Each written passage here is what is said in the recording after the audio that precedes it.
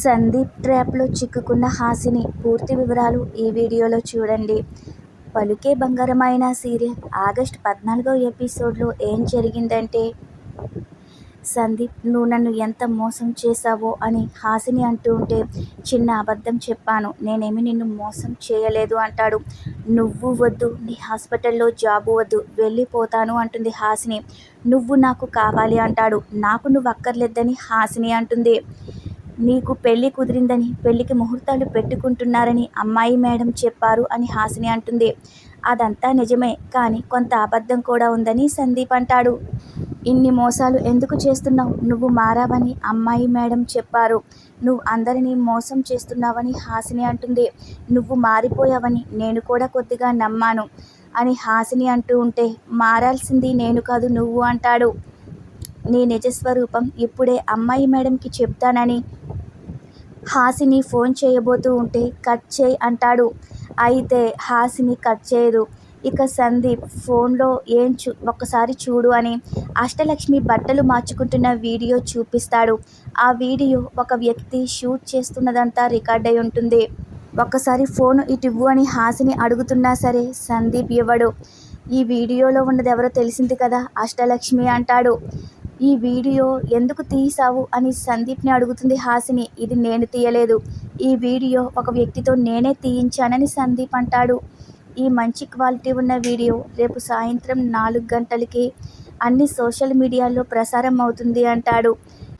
రేపు అందరూ ఈ వీడియో గురించే మాట్లాడుకుంటారు అంటాడు. అలా చేయొద్దు అంటుంది. ఈ ఒక్క కారణంతోనే నీ ఫ్యామిలీ మొత్తం స్మాష్ అయిపోతుందని సందీప్ బెదిరిస్తాడు. నీకేం కావాలి, ఎందుకు ఇలా చేస్తున్నావు అని హాసిని అడుగుతుంది. ఎందుకు బెదిరిస్తున్నావు అంటుంది. ఇదేమీ జరగకూడదంటే నువ్వు నన్ను పెళ్లి చేసుకోవాలని సందీప్ అంటాడు. ఇంపాసిబుల్ అంటుంది హాసిని. అయితే ఈ వీడియోని వైరల్ చేసేద్దామని నీకు కూడా ఉందా అంటాడు. పెళ్లి చేసుకోపోతే మొత్తం అందరి జీవితాలు నాశనం అయిపోతాయని బెదిరిస్తాడు. ప్లీజ్ ఇలా మాట్లాడొద్దు, ఈ వీడియో బయటకు వస్తే ఆ కుటుంబం అంతా చనిపోతారు, ఇంకేదైనా అడుగు, ఆ కుటుంబం మొత్తాన్ని తీసుకొచ్చి నీ కాళ్ళు ముట్టిస్తాను, నీ కాళ్ళ మీద పడేలా చేస్తాను, వీడియో మాత్రం డిలీట్ చేసేయని హాసిని అంటుంది. అందరూ వచ్చి కాళ్ళు పట్టుకుంటే నాకేమొస్తుంది? నువ్వు నా చేత తాళి కట్టించుకుంటే అదే కదా ఆనందం అంటాడు. నీ కాళ్ళు పట్టుకుంటాను, ఆ వీడియో డిలీట్ చేయి ప్లీజ్ అని ఎంతో ప్రాధేయపడుతుంది. నీకు ఆ కుటుంబం చావు కావాలా, నాతో పెళ్లి కావాలా, నువ్వే ఆలోచించుకో అంటాడు. నేను శివని ప్రేమిస్తున్నానని హాసిని అంటూ ఉంటే, నేను నిన్ను ప్రేమిస్తున్నానని సందీప్ అంటాడు.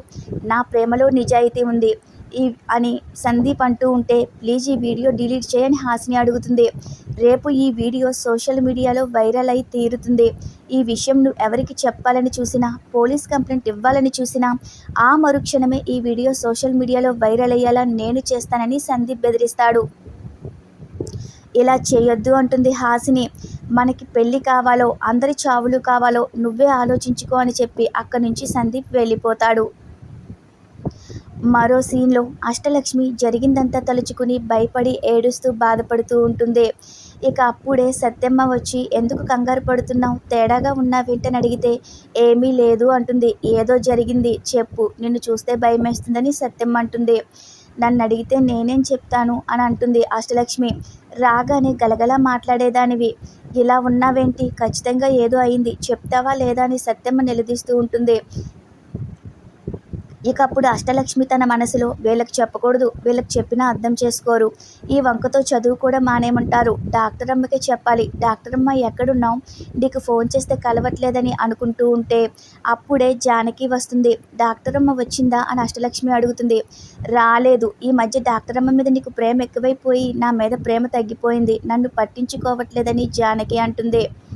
ఇప్పుడు అదంతా ఎందుకు అని అష్టలక్ష్మి అంటే, మరి డాక్టర్ అమ్మతో ఏ పని అంటాడు దాసు. రోజు ఈ సమయానికే వస్తుంది, రాలేదు కదా అందుకే అడిగానని చెప్పి ఇక అష్టలక్ష్మి లోపలికి వెళ్ళిపోతుంది.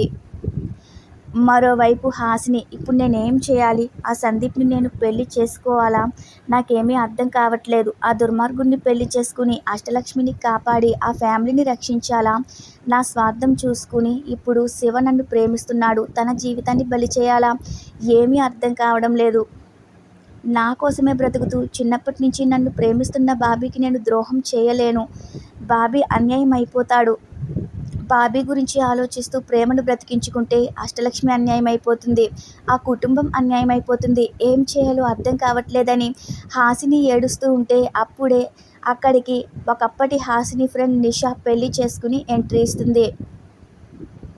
నువ్వేంటి ఇలా వచ్చావు, నిషా ఇలా మారిపోయావేంటి అని హాసిని అడుగుతూ ఉంటే, నేను ఆటోలో వెళ్తూ ఉంటే నువ్వు కనిపించావు, అందుకే ఇక్కడికి వచ్చాను అంటుంది. ఎన్నాళ్ళు ఏమైపోయావు అని హాసిని అడుగుతుంది. నన్ను క్షమించు, ఆ సందీప్ మాట విని నిన్ను మోసం చేయాలని చూశాను. సందీప్ మోసగాడు. వాడు నీ మీద కన్నేసి నాకు డబ్బులు ఇప్పిస్తానని ఆశ చూపి ల్యాండ్ ఇస్తానని మభ్యపెట్టి నా ద్వారా నిన్ను పొందాలని చూశాడు. అప్పుడు వాటన్నిటికీ ఆశపడి ఒప్పుకున్నాను, నన్ను క్షమించు. అటు నీకు ఫ్రెండ్షిప్ని దూరం చేశాను, ప్రేమని దూరం చేశాను అని నిషా బాధపడుతూ ఉంటుంది. ఇప్పుడు నిన్ను బాబీని చూశాకనే ప్రేమంటే ఏంటో అర్థమైందని, నా జీవితంలో కూడా నిజమైన ప్రేమ ప్రవేశించిందని ఆటో డ్రైవర్ విక్రమ్ని పిలుస్తుంది. తిను డ్రైవర్గా పనిచేస్తాడు. నేనంటే చాలా ప్రేమ. మనం రూమ్మేట్స్గా ఉన్నప్పటి నుంచే విక్రమ్ నన్ను ప్రేమిస్తున్నాడు. డబ్బు ముసుగులో పడి నేను విక్రమ్ని పట్టించుకోలేదు. అయితే సందీప్ పరిచయం చేసిన బాయ్ ఫ్రెండ్ నాతో క్లోజ్గా ఉన్నట్లు నటిస్తూ నన్ను మోసం చేసి వెళ్ళిపోయాడు. అప్పుడు ఈ విక్రమ్ నేను బాధలో ఉన్నప్పుడు నన్ను ఆదరించాడు అని చెప్తుంది. నాలో కొత్త ఆశలు కలిగించాడని నిషా చెప్తూ ఉంటుంది. తాళి కట్టి తన భార్యని చేసుకున్నాడు అంటుంది. మొత్తం మీద మంచి పని చేశావు అని హాసిని చెప్తూ ఉంటే, ఆ సందీప్ సంగతి ఏంటి, ఇప్పుడేం చేస్తున్నాడు, ఇంకా నీ వెంట పడుతున్నాడా అని నిషా అడుగుతుంది.